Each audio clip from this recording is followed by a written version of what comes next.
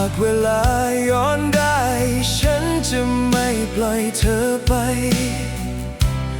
ณวันนี้ฉันคงไม่เสียใจเธอได้ยินไหมว่าหัวใจฉันเรียกหาทุกเวลา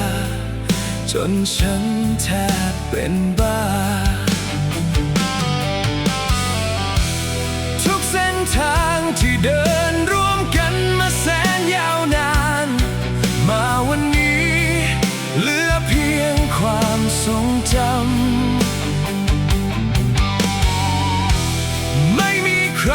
จะอยู่ด้วยกันไปจนแก่เฒ่าเมื่อมีพบก็ต้องมีการจากลาเธอสวยงามดังดอกไม้ที่เบิกบานทุกเช้าวันใหม่ทำให้โลกของฉันสดใสเป็นความรักไม่มีวันตายเธอยังยิ้มให้ฉันเสมอ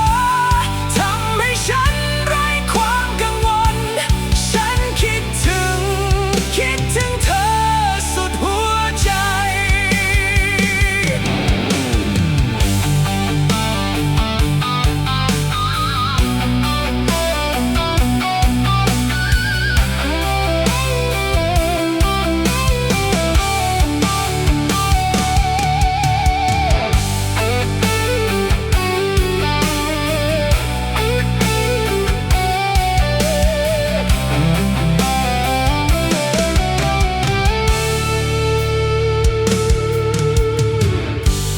แม้คืนวันผ่านไป